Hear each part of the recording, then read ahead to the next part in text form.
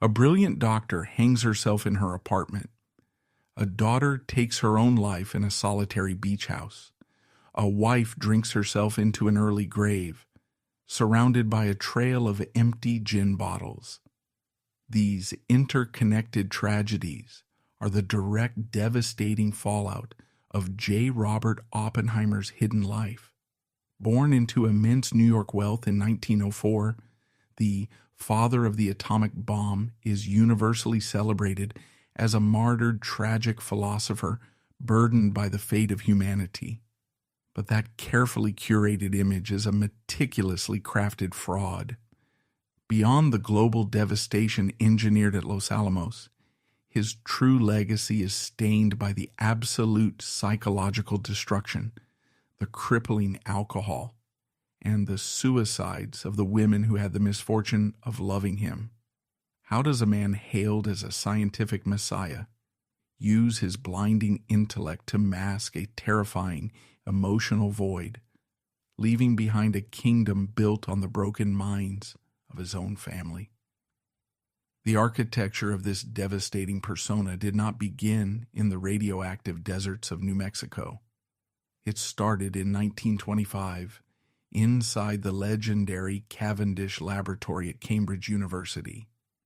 At this time, Cavendish is the undisputed center of the physics universe, governed by the formidable Ernest Rutherford.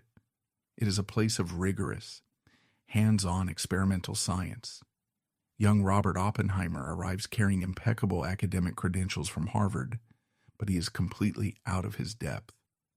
He is a theoretical mind forced to work with his hands, assigned under Patrick Blackett, a brilliant, demanding, and highly practical experimental physicist. Blackett represents everything Oppenheimer is not. Blackett is composed, capable, and grounded in physical reality. He demands precision in the laboratory, a space where Oppenheimer is famously clumsy and dangerously inept. For a young man who has spent his entire life being told he is a peerless genius, this environment is a psychological slaughterhouse. Oppenheimer's profound ineptitude in the laboratory drives him toward the edge of a severe nervous breakdown. He cannot cope with the daily humiliation of being ordinary, or worse, incompetent. This is the moment his true nature first breaches the surface. Unable to manage his failure through hard work or humility, he resorts to something darker. He decides to eliminate the source of his humiliation. Oppenheimer goes into a laboratory, procures a chemical substance, and deliberately laces an apple with it. He then walks into Patrick Blackett's office and leaves the tainted fruit on his tutor's desk. Many historians, including biographers like Kai Bird and Martin Sherwin, suggest the substance involved was a highly toxic chemical, with some accounts indicating it may have been cyanide. Historical debate still surrounds the exact chemical composition, but the malicious intent was undeniable. It was an act designed to cause severe physical harm, if not death. Blackett, fortunately, did not eat the apple. The poisoned fruit was discovered. The university administration was immediately alerted, and the situation escalated rapidly. Cambridge authorities recognized the severity of the act and prepared to formally expel the young American student with the looming threat of criminal charges. At this juncture, Oppenheimer was staring down public disgrace and the absolute destruction of his future. The great intellect had failed him. His emotional fragility had driven him to commit a violent felony. When the threat of a prison sentence became absolute, the machinery of extreme wealth shifted into gear. His father, Julius, immediately deployed his immense financial leverage to subvert the Cambridge administration, ensuring his son evaded the judge, the jury, and the jail cell. His father, Julius Oppenheimer, a highly successful and wealthy textile importer, was summoned to England. Julius used his immense financial leverage and social influence to intervene directly with the Cambridge administration. The family essentially negotiated a settlement to silence the scandal. They orchestrated a complete cover-up. The university agreed to drop the criminal charges and allow Oppenheimer to remain at Cambridge on a probationary status, under the strict condition that he submit to regular psychiatric evaluation and treatment in London. The Apple incident was swept under the rug of history, treated as a mere footnote of youthful indiscretion.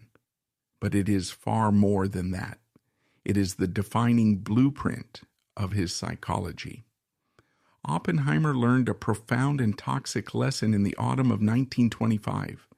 He learned that his actions, no matter how destructive or malicious, did not carry the same consequences as they did for ordinary men. He learned that wealth, privilege, and institutional protection could insulate him from the fallout of his own moral failures. He was diagnosed by a prominent London psychiatrist as suffering from dementia praecox, an archaic term for a condition closely related to schizophrenia, and was deemed fundamentally untreatable. The psychiatrist essentially told Julius Oppenheimer that his son was a lost cause. Yet Robert Oppenheimer simply walked away. He abandoned the psychiatric treatment, deeming the doctors intellectual inferiors. He left Cambridge shortly after, moving to the University of Göttingen in Germany, where theoretical physics was booming and where he would not have to rely on his clumsy hands. He escaped. He reinvented himself. He buried the frightened, unstable young man who tried to poison his teacher and began to construct the persona of the brilliant, untouchable mystic. But the psychological mechanism was now locked in place. He had faced the abyss of his own terrible nature, and rather than confront it, he had allowed power and money to build a wall over it. And that very habit of avoiding the moral weight of his actions, of expecting the world to accommodate his genius, regardless of the cost, will come back to ruin him on a much grander scale later. He is about to return into the United States. He is about to enter Berkeley, where the awkward, resentful student will transform into something entirely different. He is about to build a kingdom, and he is looking for disciples. When J. Robert Oppenheimer arrived at the University of California, Berkeley in the autumn of 1929, he was no longer the fragile, defeated student who had nearly derailed his own life in Cambridge. He had spent the intervening years in Europe, absorbing the revolutionary theories of quantum mechanics, but more importantly, he had studied the mechanics of power. He returned to the United States as a physicist fully intent on architecting his own mythology. Berkeley was a burgeoning institution, desperate for intellectual stars, and Oppenheimer recognized a blank canvas. His arrival on the faculty marked the beginning of a hostile takeover of the department's culture. He was 25 years old, independently wealthy, and armed with a blinding intellect. But beneath the tailored suits and the European charm lay the exact same psychological void that had driven him to poison his tutor. The difference was that now he had learned to weaponize his insecurity.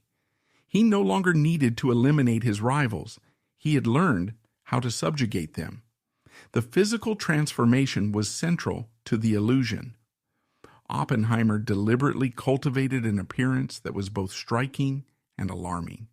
He was painfully thin, his weight often hovering around 130 pounds, despite being nearly 6 feet tall.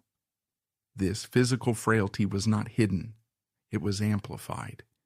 He moved with a nervous kinetic energy, pacing constantly during lectures, his tailored suits hanging off his gaunt frame. The most prominent visual manifestation of his internal state was the ever-present cigarette. He was a chain smoker, burning through over 100 Chesterfields a day. A thick blue haze of smoke followed him everywhere, serving as a literal smoke screen. The cigarette became an extension of IIC's body, held elegantly, used to punctuate his sentences, to dismiss a question, or to hide the tremor in his hands. He coughed continuously, a harsh, hacking sound that rattled his rib cage. Yet to his audience, this physical decay did not signify weakness. It was perceived as the romantic sacrifice of a genius being consumed by the sheer heat of his own mind. He was actively performing the role of the tortured martyr long before the government ever put him on trial. His classrooms functioned as the sanctums of a cult, revealing how he exercised absolute authority over young, impressionable minds. Oppenheimer possessed a psychological blind spot, an absolute narcissistic need for complete adoration. He could not tolerate a peer, but he thrived on disciples. He possessed an uncanny ability to identify the most brilliant yet emotionally vulnerable graduate students. He drew them in with his immense charm, his deep knowledge of not just physics, but of French poetry, Hindu scripture, and classical music. He dazzled them. He made them feel that by standing in his proximity, they were participating in a higher order of human existence. But this proximity came with a steep psychological tax. He demanded total intellectual and personal submission. His students began to dress like him, purchasing the same gray suits and pork pie hats. They began to mimic his distinctive, slightly unnatural manner of speaking, adopting his precise phrasing and even his characteristic nervous cough. They were known across the Berkeley campus as the Neem Neem Boys, a mocking reference to the humming sound Oppenheimer made when he was thinking. He watched these young men erase their own identities to become inferior copies of himself, and he did nothing to stop it. In fact, he encouraged it. He frequently took his favorite students to expensive restaurants, paying the bill from his massive personal inheritance, binding them to him through financial obligation and social access. He was not de jour, hazing the next generation of independent scientists. He was surrounding himself with a choir of human mirrors, desperately needed to reflect back the image of his own greatness. When a student failed to keep up, or worse, challenged his authority, the mask of the benevolent philosopher instantly vanished. The cruelty he unleashed was clinical and devastating. During seminars, if someone asked a question he deemed stupid, Oppenheimer would not simply correct them. He would dissect them. He would use his blistering intellect to humiliate them in front of their peers, tearing down their confidence with sharp, acidic sarcasm. He would often interrupt a speaker, walk to the chalkboard, take the chalk from their hands, and silently correct their equations with an air of profound boredom and disgust. He weaponized his brilliance to enforce a strict hierarchy, placing himself at the absolute summit. This was how power was exercised in the Oppenheimer orbit, through the constant threat of public humiliation and the total withdrawal of his favor. While the public would later perceive him as a gentle, agonizing humanist, the reality of his everyday personality at Berkeley revealed a deeply arrogant, manipulative figure who viewed other human beings as either instruments for his validation or obstacles to be crushed. He was isolated by his wealth, untouched by the Great Depression that was ravaging the country outside the university gates. While men stood in bread lines, Oppenheimer was reading the Bhagavad Gita in its original Sanskrit and riding horses on his sprawling private ranch in the mountains of New Mexico. He was dangerously disconnected from the physical realities of the world he would eventually help to destroy. And this very habit, building an isolated kingdom of sycophants, ignoring standard academic protocols, and treating anyone outside his inner circle with sneering contempt, would come back to ruin him later. He was conditioning himself to believe that his intellect granted him immunity from the rules that governed ordinary men. He believed that because he could understand the fundamental forces of the universe, he could control the people around him with the same mathematical precision. This supreme arrogance worked perfectly in the controlled environment of a university physics department. But a narcissist requires constant escalation. The adoration of graduate students eventually loses its potency. To truly validate his own power, Oppenheimer needed to conquer someone who was not easily conquered. He needed a challenge. Up to this point, his collateral damage was confined to the bruised egos of ambitious young scientists. His pathology was contained within the walls of academia. Then, in the spring of 1936, the control slipped. He attended a party in Berkeley and was introduced to a woman who possessed an intellect as sharp as his own, a woman who saw straight through his theatrical smoke and tailored suits. She was a medical student training to be a psychiatrist. She was fiercely independent, politically radical, and profoundly unstable. Her name was Jean Tatlock, and this is where the psychological violence of J. Robert Oppenheimer steps out of the classroom, and the real bleeding begins. The catastrophic collision between J. Robert Oppenheimer and Jean Tatlock occurred because of what she represented to a man who had spent his adult life constructing a fortress of intellectual superiority. By the spring of 1936, Oppenheimer was surrounded by his Nim boys, a choir of graduate students who worshiped the ground he walked on. He was the undisputed king of his academic kingdom at Berkeley. But a king who only rules over sycophants eventually grows bored. He required a mirror that did not simply reflect his own pre-approved image. He required a conquest that would validate his power on a psychological level, not just an academic one. Jean Tatlock shattered this dynamic entirely. She was immune to the cult of Oppenheimer.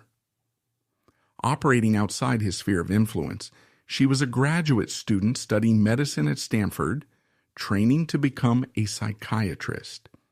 She possessed an intellect as sharp, if not sharper, than his own, but it was directed inward, toward the labyrinth of the human mind rather than outward toward the cosmos. Visually, the contrast between them was striking. While Oppenheimer cultivated the look of a tortured, ethereal poet, perpetually enveloped in a cloud of blue cigarette smoke and tailored gray wool, Jean was fiercely grounded. She possessed a severe combative energy. She did not look at him with the wide-eyed reverence of his physics students. She looked at him with the analytical, diagnostic gaze of a clinician.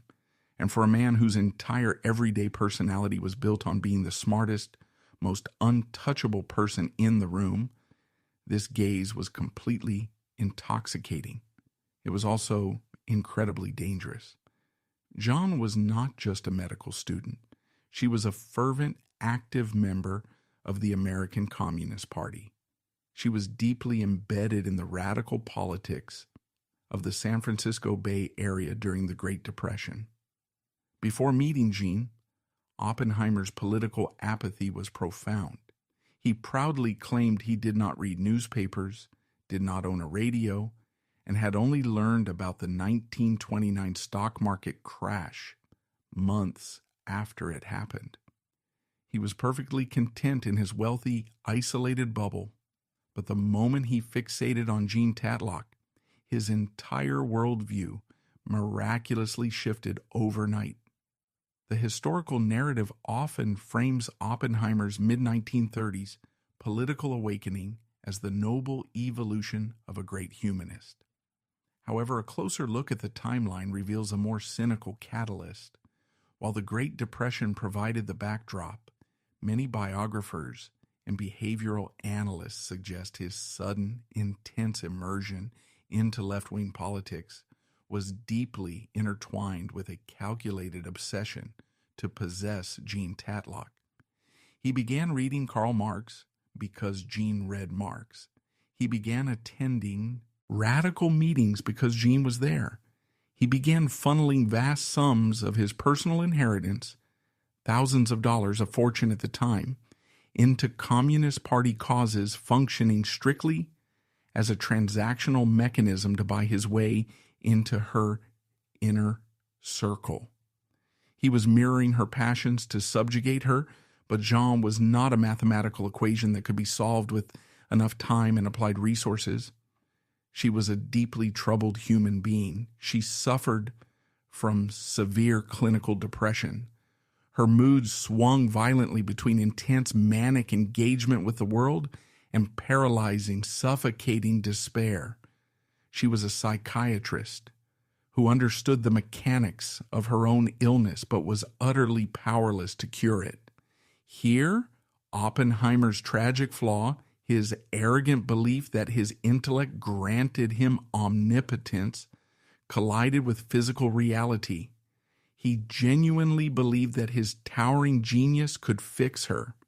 He approached her depression not with empathy, but as a theoretical physics problem that he could crack if he just applied enough mental force. But you cannot cure clinical depression with quantum mechanics. You cannot reason someone out of a chemical imbalance with a beautifully constructed sentence about Hindu philosophy. When his attempts to manage her moods failed, he did not offer unconditional support. He grew frustrated. His inability to control her brain chemistry was perceived not as a tragedy, but as an insult to his own capabilities. The physical manifestations of this toxic dynamic were stark. Oppenheimer, already alarmingly thin, began to lose even more weight. His nervous cough worsened into a constant violent hack. He would spend nights pacing the floor of his Berkeley home, consuming terrifying quantities of gin and cigarettes, completely unraveled by the fact that the woman he wanted refused to be categorized, controlled, or cured by him. The gap between his public image, the cool, detached master of the universe, and his private reality, a desperate, erratic ennemi, and held hostage by his own obsession, was vast and widening. Despite the volatility, or perhaps because of it, Oppenheimer became obsessed with legally binding her to him. He proposed marriage. This was his ultimate play for total ownership.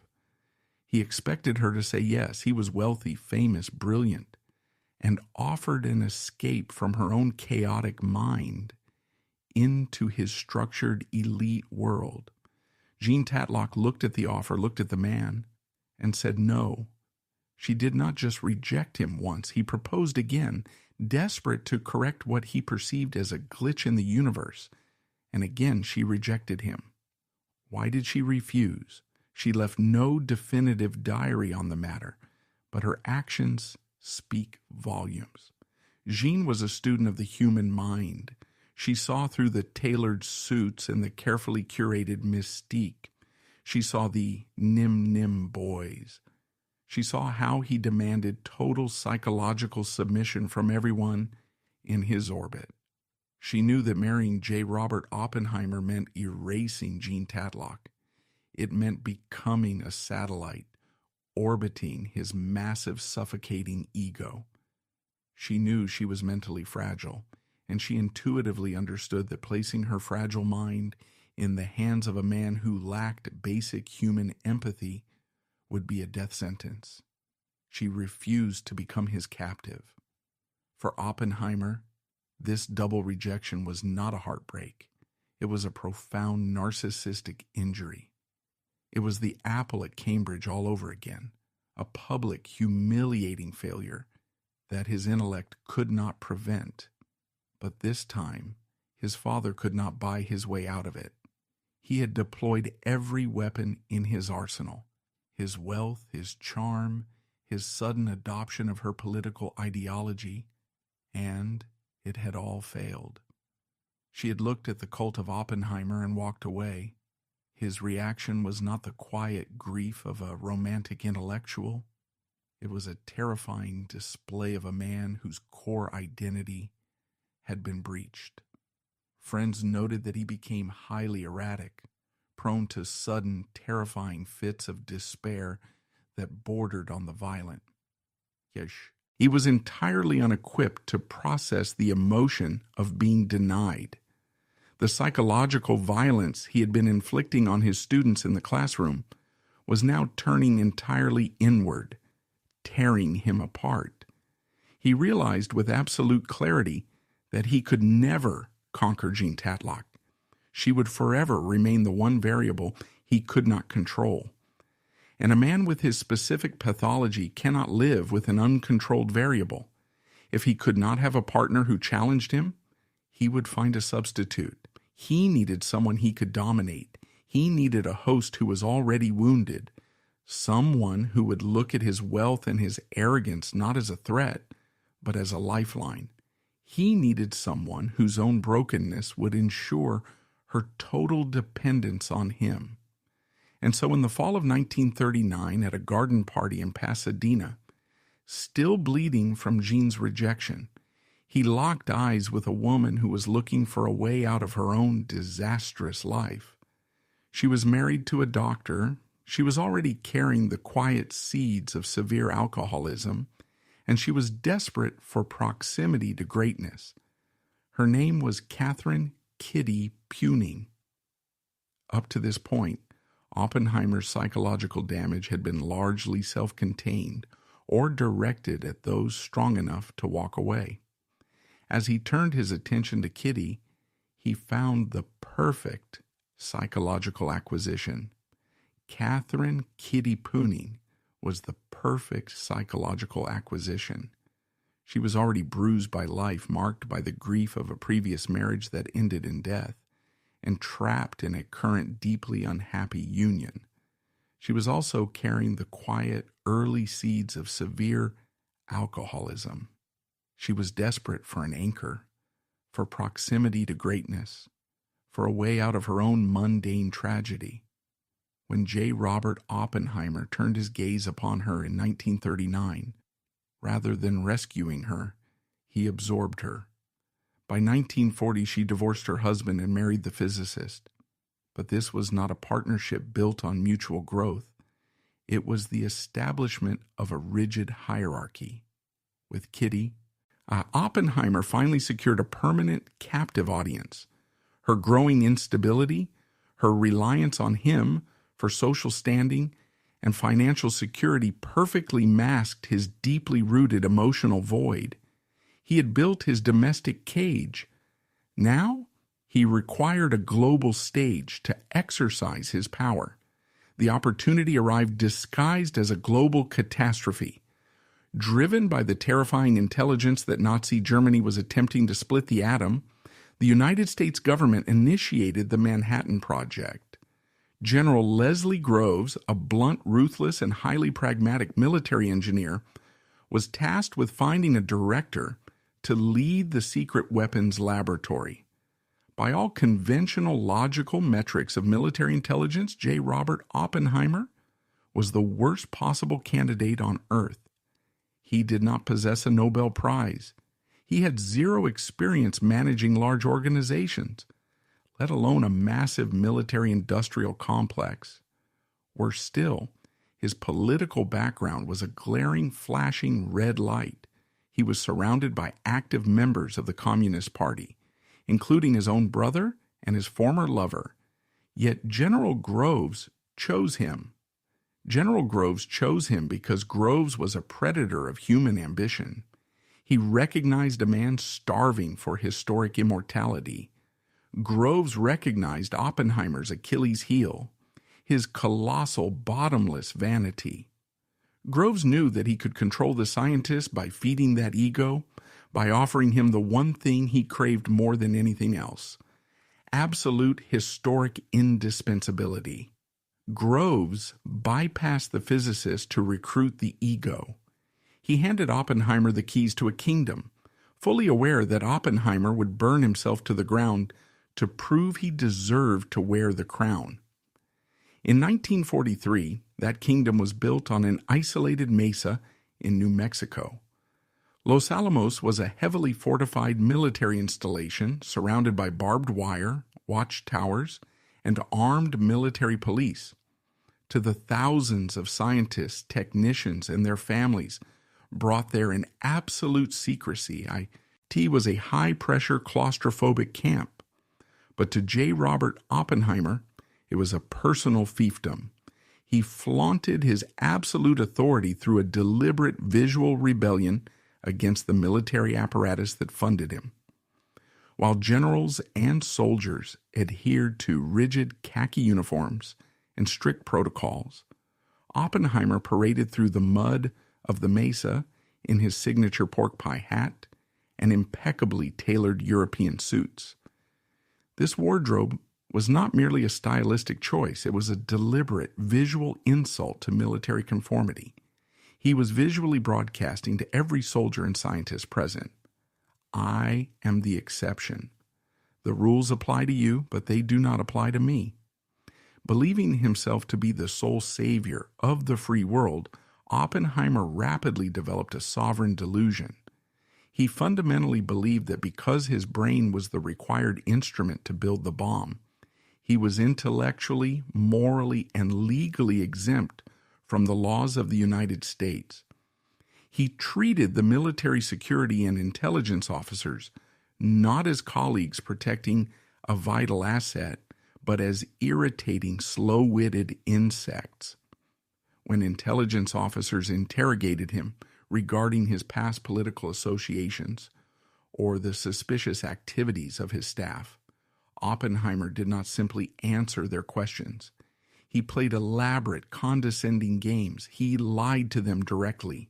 He deflected, he spun convoluted narratives, and he openly mocked their lack of scientific understanding. He treated national security protocols as mundane bureaucratic suggestions that were entirely beneath a man of his historic stature. This was not the charming eccentricity of an absent-minded professor. It was the arrogant flexing of a narcissist testing the absolute limits of his own immunity. This illusion of omnipotence inevitably demanded a physical test. A narcissist must constantly prove his power to himself. He needed to demonstrate that he could break the ultimate, most dangerous rule and suffer zero consequences. By the summer of 1943, Oppenheimer was the possessor of the most highly classified, sensitive military secret in the history of human warfare. He was the prime target for every foreign intelligence service on the globe. His movements were strictly monitored and controlled by military intelligence for his own safety and the security of the project. Yet, he decided to completely abandon his post. He deliberately shook his security detail, walked out of the heavily guarded perimeter of Los Alamos, boarded a train, and traveled to San Francisco. He did not go to consult on physics equations. He went to spend the night with Jean Tatlock. The audacity of this act is staggering. Jean Tatlock was still deeply immersed in radical left-wing politics. She was under active, aggressive investigation by the Federal Bureau of Investigation, and the director of the American Atomic Bomb Project walked right up to her front door. He spent the entire night in her apartment. He knew the FBI was watching. He knew that government agents were sitting in unmarked cars on the street below, recording his exact time of entry and his exact time of departure. He knew that being caught in a clandestine romantic liaison with a known communist sympathizer while holding the blueprints to the atomic bomb in his head was grounds for immediate termination, public disgrace, and potentially a trial for high treason. And yet he did it anyway. Why does a man risk the most important project in human history for a single night in San Francisco? Many historians argue his recklessness was driven by a genuine, desperate emotional attachment to a woman in severe crisis. However, the undeniable result was a catastrophic breach of security. By walking into that apartment while the FBI watched, he was risking the nation's survival to fulfill a personal need, blindly trusting that his indispensable status would shield him from the consequences. He returned to Los Alamos the next day, acting as if he had successfully compartmentalized his existence, seemingly unaware of the fatal countdown he had just accelerated. He believed he had successfully compartmentalized his entire existence, manipulating General Groves, dominating his increasingly alcoholic wife Kitty back at the Mesa, and stringing along Jean Tatlock to satisfy his need for intellectual combat. He believed he was the master of all variables, but he was severely miscalculating the fragility of the human minds he was using as pawns. He viewed his night in San Francisco as a magnificent triumph of his own arrogance. He did not realize it was actually a catalyst. Up to this point, he believed he could script the narrative of everyone in his orbit. But you cannot negotiate with profound clinical despair. He thought he had left Jean Tatlock safely stored away in her apartment, a conquered challenge ready for him whenever his ego required a refill. He had no idea that his casual exercise of power had just accelerated a countdown that all his genius could not stop. 6 months later, the telephone at Los Alamos would ring, and the illusion of his absolute control would be violently, irreversibly shattered. On January 4th, 1944, the illusion violently shattered. The telephone at Los Alamos rang with the news that Jean Tatlock was dead. She was found by her father, who had broken through a window after she failed to answer his calls. The reality of her death was a devastating contrast to the immaculate, highly controlled scientific world Oppenheimer inhabited. She was found dead in her apartment, having surrendered to the clinical despair she could no longer fight. She was 29 years old.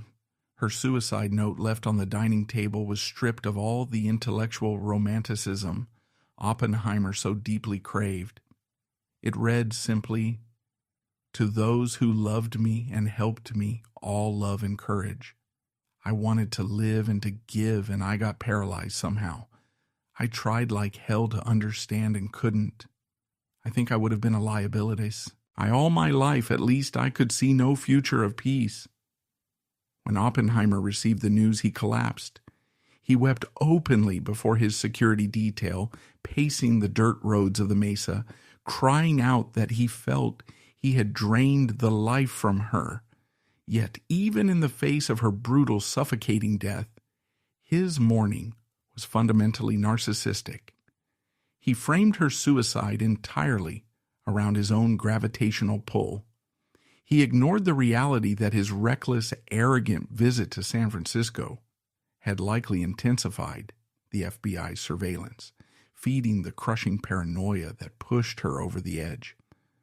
Her death was not processed as the tragic end of an independent woman, but as the tragic consequence of loving him. A man capable of genuine empathy would have been paralyzed by the moral weight of his complicity. But Oppenheimer was not paralyzed. After a brief period of highly theatrical mourning, he wiped his face, straightened his tailored suit, and went right back to building the bomb. Back inside the barbed wire of Los Alamos, the pace of the Manhattan Project accelerated into a frenzied, terrifying sprint. The psychological toll of compartmentalizing Jean's death, combined with the immense pressure of the work, began to literally eat Oppenheimer alive. The vivid physical manifestation of his state was horrifying to witness. His weight plummeted to a skeletal 115 pounds. His skin took on a gray, translucent pallor. The hacking cough became so severe that colleagues feared he was suffering from advanced tuberculosis. He was consuming nothing but martinis, highly spiced food, and a relentless chain of cigarettes. He was actively destroying his own biological vessel to birth a weapon of mass destruction. And while he was worshipped as a deity in the laboratories, his domestic life was rapidly decomposing into a nightmare. Kitty Oppenheimer was living her own private hell. She was stranded on an isolated military base, surrounded by mud, secrecy, and wives of Uthe. Air scientists who openly despised her arrogant demeanor. But her deepest wound was the total emotional abandonment by her husband. Oppenheimer was intoxicated by the absolute power he wielded over the world's greatest minds. He had no energy left for the fragile woman he had brought there. Kitty's response to this profound isolation was not to leave, but to anesthetize herself. Inside their closed doors, the atmosphere was dictated by the constant dull clinking of empty gin bottles. She began drinking in the morning and did not stop until she passed out at night. She became erratic, aggressive, and dangerously neglectful of their newborn son, Peter. Oppenheimer's emotional void, his inability to engage with human suffering that he could not solve with an equation, rendered him paralyzed in his own home. Unable to manage a problem he could not outthink, he largely retreated, turning a blind eye to his wife's descent into severe, life-threatening alcoholism, while remaining singularly focused on his physics. He was the architect of the atomic age, but he could not or would not save the woman sleeping in his own bed. Then came the summer of 1945. The war in Europe had ended, but the Pacific Theater remained a bloodbath. The United States government demanded a functional weapon. On July 16, 1945, in the desolate expanse of the Jornada del Muerto desert, the Trinity test took place. The calculations, the sacrificed health, the abandoned morals, it all culminated in a single blinding flash of unearthly light. The heat was so intense it fused the desert sand into a radioactive green glass. As the massive mushroom cloud breached the stratosphere, Oppenheimer later claimed that a line from the Hindu scripture, the Bhagavad Gita, echoed in his mind. "Now I am become death, the destroyer of worlds." It is one of the most famous quotes of the 20th century. It is also the ultimate piece of self-serving theater. By comparing himself to a cosmic deity, Oppenheimer was attempting to elevate his work from a brutal act of military engineering to an act of divine tragedy. He veiled his work in divine tragedy, projecting the image of a reluctant God burdened with cosmic knowledge. In reality, he had simply handed the keys to human extinction to a government he could never control. He had built a machine of pure devastation, and the moment the flash faded over the New Mexico desert, his absolute power evaporated. He was no longer the indispensable director. He was just a spectator to the carnage he had engineered. Less than a month later, in August 1945, the theoretical mathematics became charred physical reality. The atomic bombs Little Boy and Fat Man were dropped on the cities of Hiroshima and Nagasaki. In a fraction of a second, hundreds of thousands of civilians, men, women, and children, were literally vaporized, leaving nothing behind but permanent shadows burned into the stone. Tens of thousands more were condemned to the agonizing slow death of radiation poisoning, their bodies decaying from the inside out. The calculations of Los Alamos were exact. The human annihilation was absolute. In the immediate aftermath of the bombings, Oppenheimer's psychological architecture began to buckle under the weight of actual, undeniable consequences. The applause of his colleagues at Los Alamos suddenly sounded hollow against the reports of melting flesh in Japan. The illusion of his moral immunity was failing. He realized, with terrifying clarity, that he could not control how his creation was used. The blood was no longer a theoretical concept discussed in a Cambridge classroom. It was a physical stain on his legacy. This desperate, sudden realization triggered the most pathetic and revealing moment of his entire career. In October 1945, the victorious father of the bomb was granted an audience in the Oval Office with the President of the United States, Harry S. Truman.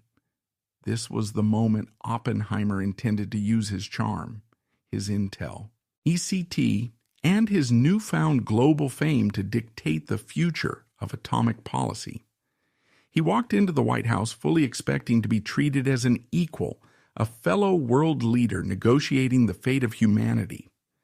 Instead, the meeting was a catastrophic collision of two entirely different realities.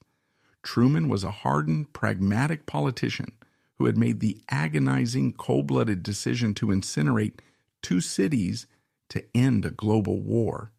He was dealing with the brutal mechanics of statecraft. Oppenheimer, conversely, arrived playing the role of the tortured, weeping philosopher. He sat before the president, wrung his hands, and delivered a line he had likely rehearsed for maximum dramatic impact. "Mr. President," Oppenheimer said, his voice trembling, "I feel I have blood on my hands." Truman stared at him, utterly repulsed. The president saw straight through the theatrical display. He saw a man who had eagerly taken the government's money, built the weapon, enjoyed the absolute power of his position, and was now attempting to outsource his guilt. Truman, deeply disgusted by what he perceived as a cowardly lack of accountability, reached into his pocket and, according to several historical accounts, mockingly offered the scientist a handkerchief to dry his tears. "Blood on his hands," Truman later scoffed to his advisors. "He hasn't half as much blood on his hands as I have. You just don't go around belly aching about it." As Oppenheimer left the room, Truman turned to his staff and delivered a brutal final directive. "I don't want to see that crybaby scientist in this office ever again." This Oval Office slap is the defining moment of the consequences of his power. It stripped away the myth of the indispensable genius. It revealed the pathetic reality of a man who desperately wanted the omnipotence of creating the ultimate weapon, but entirely refused the moral responsibility of its deployment. He wanted to be the architect of hell, but demanded that someone else take the blame. Me for the fire. He was thrown out of the center of power, but his vanity would not let him retreat into the shadows. He was about to return to the public stage, attempting to rebrand himself as a prophet of peace. But in doing so, he was walking blindly into a trap set by men who were far more ruthless than he was. The government had used his brain. Now they were preparing to destroy his reputation. And the most terrifying part was that they would use his own arrogant, careless past to build the gallows. Following the disastrous collision with President Truman, Oppenheimer did not retreat into a quiet life of academic reflection. He doubled down. He recognized that his brief moment as the indispensable creator of the bomb had passed, so he quickly transitioned into a new role, the ultimate gatekeeper of nuclear policy. He became the chairman of the General Advisory Committee of the Atomic Energy Commission. He was now positioned at the absolute nexus of American military-industrial power. But proximity to power did not humble him. It amplified his most dangerous psychological defects. He returned immediately to the exact same behavioral pattern he had perfected years earlier at Berkeley. He built a tight circle of loyalists and ruthlessly attacked anyone outside that circle who dared to question his supreme authority. His new targets, however, were no longer vulnerable graduate students. They were powerful, vindictive men who possessed long memories and a deep capacity for retaliation. Lewis Strauss represented this exact threat. He was a self-made millionaire, a proud, deeply insecure man, and a fellow commissioner of the AEC. In 1949, during a highly publicized congressional hearing regarding the export of radioactive isotopes, Strauss voiced genuine national security concerns. Oppenheimer, sitting before the committee as the ultimate expert, could have simply offered a respectful dissenting opinion. Instead, his relentless vanity, his uncontrollable narcissist, need to assert public intellectual dominance, took over. He could not resist the opportunity to destroy a peer. He used his blistering, acidic wit to publicly humiliate Strauss, testifying that the isotopes in question were about as critical to national security as a bottle of beer or a shovel. The congressional committee erupted in loud, echoing laughter. Oppenheimer smiled, basking in the glow of his own cleverness, believing he had won a minor intellectual skirmish. He did not realize he had just forged the weapon of his own destruction. Lewis Strauss sat silently, his face burning red. He never forgot the laughter. From that moment forward, Strauss dedicated the machinery of his office to meticulously plotting Oppenheimer's execution. Then there was Edward Teller. Teller was a physicist of immense talent, a man obsessed with building the hydrogen bomb, a weapon exponentially more devastating than the device dropped on Hiroshima. Oppenheimer opposed the development of the H-bomb, but he did not oppose it through patient diplomatic consensus. He opposed it by treating Teller with sneering, intellectual condescension. He actively isolated Teller, mocked his scientific obsession behind his back, and used his political leverage to block Teller's research avenues. Oppenheimer publicly postured as an enlightened pacifist trying to halt the arms race, but privately, he was just repeating his endless cycle of subjugation. He was attempting to crush a peer to maintain his own monopoly on atomic influence. Teller, nursing a profound, festering resentment, watched as Oppenheimer played the philosopher king while holding the keys to the laboratory hostage. The bill for his arrogance came due in the spring of 1954. The political winds in Washington had violently shifted. The Soviet Union had successfully detonated their own atomic bomb. The Korean War had entrenched a bitter, paranoid Cold War mentality. Lewis Strauss, having ascended to the chairmanship of the AEC, triggered a secret security proceeding designed specifically to strip Oppenheimer of his security clearance. The 1954 security hearings functioned as a carefully orchestrated political assassination. But the absolute tragedy of J. Robert Oppenheimer is that his enemies did not have to invent the evidence to destroy him. Oppenheimer handed them the rope himself. The prosecution simply held up a mirror to his operational life, and the reflection was damning. The security hearings exposed the grotesque fraud of his untouchable persona.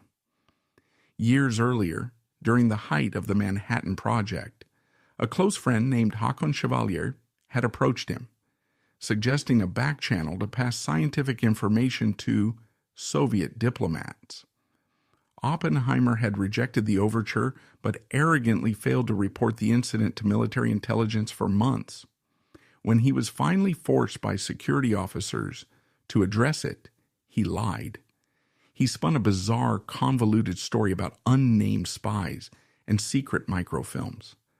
Under ruthless cross-examination in 1954, the prosecutor pinned him down and asked him why he, the great genius entrusted with the nation's survival, had told such a blatant, dangerous lie to intelligence officers. Oppenheimer's defense was stripped entirely bare. He had no philosophical justification. The mask shattered. He looked at the floor, his gaunt face pale, and mumbled, "Because I was an idiot." The great mastermind of the atomic age was reduced to a stammering, pathetic figure. He had lied simply to protect his own tangled web of personal loyalties, proving definitively that he believed he operated as a sovereign state, immune to the laws of treason and basic security protocol. The committee then ruthlessly dragged his most private sins into the harsh, fluorescent light of the hearing room. His reckless, clandestine night in San Francisco with Jean Tatlock was laid out in excruciating clinical detail. The FBI surveillance logs tracking his every movement were read directly into the official record. The government he had armed was now weaponizing the ghost of his dead lover to prove he was a fundamental security risk. And the final fatal blow came not from a politician, but from the colleague he had so casually diminished. Edward Teller took the witness stand. Looking directly at the committee, Teller delivered a perfectly calculated dagger to the heart. He stated in his heavy Hungarian accent that he would prefer to see the vital interests of the country in hands he understood better, and therefore he did not trust Oppenheimer. The betrayal was absolute. Oppenheimer was officially declared a security risk. He was stripped of his clearance, publicly disgraced, and permanently exiled from the halls of power. The exile of J. Robert Oppenheimer did not heal the wound he inflicted upon the world. It merely transferred the scalpel to a colder hand. When the Atomic Energy Commission stripped him of his security clearance in 1954, they were not punishing him for building a weapon of mass destruction. They were punishing him because he had become politically inconvenient. And in doing so, they revealed the ultimate terrifying structural power dynamic of the military-industrial complex. The machine does not tolerate a conscience, even a fabricated one. Edward Teller eagerly stepped over Oppenheimer's disgraced body to claim the atomic throne. Teller did not possess Oppenheimer's refined European charm, nor did he bother with the theatrical performance of moral agony. Teller was a brutal pragmatist. He had watched Oppenheimer build a cult of personality at Los Alamos, and he had learned exactly what not to do. Where Oppenheimer sought to be worshipped as a philosopher king, Teller sought absolute, unassailable political leverage. Teller became the father of the hydrogen bomb, a weapon that did not merely split atoms but fused them, creating a thermonuclear explosion that made the destruction of Hiroshima look like a preliminary experiment. The psychological contrast between the two men is stark. Oppenheimer's tragic flaw was his vanity. He needed the public to see him as a savior. Teller's fatal weakness was his paranoia. He needed the government to see him as a weapon. Teller recognized that Oppenheimer's downfall was his attempt to control the political narrative. Therefore, Teller bypassed the public entirely. He embedded himself directly into the veins of the Pentagon and the deep state. He actively pushed for an endless, escalating arms race, convincing the political elite that the only way to survive the Soviet threat was to build an arsenal capable of vaporizing the entire northern hemisphere. Oppenheimer built the architecture of the atomic establishment, arrogantly believing he could control the monsters he invited inside. When he finally attempted to halt the runaway train of the arms race, he was crushed by the very bureaucratic behemoth he had helped design. The geopolitical consequences of this scientific hubris defined the late 20th century. On the Korean Peninsula, while the atomic bombing served as the definitive catalyst for liberation from Japanese colonial rule, the ensuing nuclear Cold War dynamics cemented the tragic division of the nation. The threat of nuclear annihilation became the default language of diplomacy, reducing global citizens to hostages in a psychological war game. Oppenheimer's insistence on pushing scientific boundaries, completely divorced from a foundational moral framework, created a blueprint for modern power that we are still trapped within today.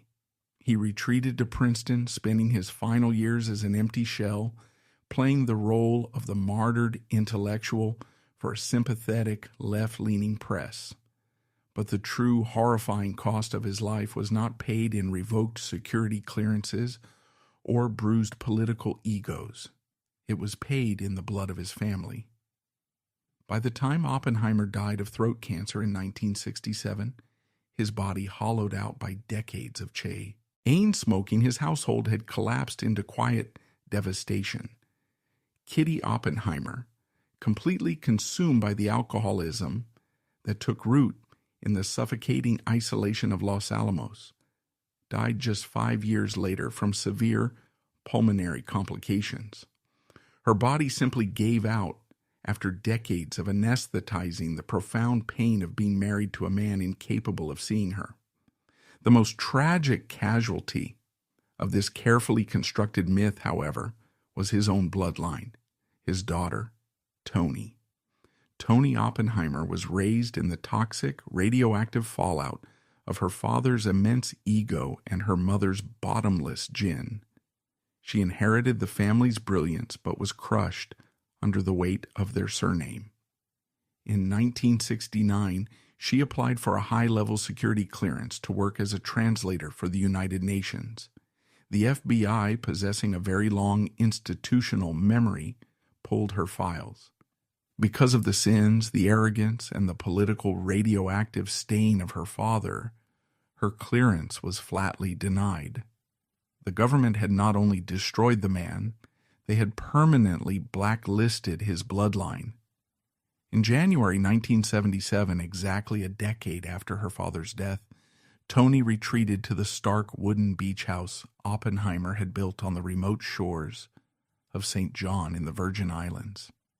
She was 32 years old, surrounded by absolute deafening solitude, trapped in a life overshadowed by a legacy she could not escape. Unable to bear the overwhelming isolation and the crushing, radioactive weight of her family's shadow, she took her own life. The story of the physical man concluded in 1967, and the tragedy of his bloodline ended in 1977. But the architecture of the Oppenheimer fraud was only just beginning its final, most enduring phase. History is rarely written by the objective. It is curated by those desperate for a manageable narrative. In the decades following his death, a deliberate, systematic whitewashing of his legacy took place across academia and popular media. The establishment that had publicly stripped him of his power quietly realized that a morally bankrupt, manipulative scientist was inconvenient for the mythology of Western intellectual supremacy. They needed a martyr. They needed a tortured philosopher to retroactively justify the horrific realities of the atomic age. The image of the gaunt, chain-smoking physicist was meticulously scrubbed clean of its malice. The poisoned apple at Cambridge was aggressively dismissed by biographers as a mere boyish prank, rather than the first physical manifestation of a lethal narcissism. His psychological subjugation of his students at Berkeley was reframed as eccentric, demanding brilliance. And most grotesquely, The women he destroyed were systematically erased from the primary narrative. The tragic suicides and Kitty's fatal, agonizing alcoholism were treated merely as the unfortunate, unavoidable collateral damage of a great mind preoccupied with the cosmos. The historical record quietly inverted the truth. The public, living under the humming terror of the Cold War, desperately wanted to believe that the man who built the ultimate weapon possessed a conscience proportionate to his intellect. They swallowed the curated myth of the tortured philosopher, completely erasing the women who suffocated in his shadow. Oppenheimer constructed an impenetrable illusion of moral agony to shield himself from the mundane reality of his own cruelty. The blinding, apocalyptic flash of the mushroom cloud is forever set against the intimate stillness of a frayed rope and an empty gin bottle. Intellectual brilliance offers no immunity against moral decay. J. Robert Oppenheimer was not a tragedy of his time. He was the author of it. And until we strip away the myth of the agonizing genius and confront the narcissistic reality of the man, we will remain vulnerable to the next charismatic fraud who promises to save the world by threatening to destroy it.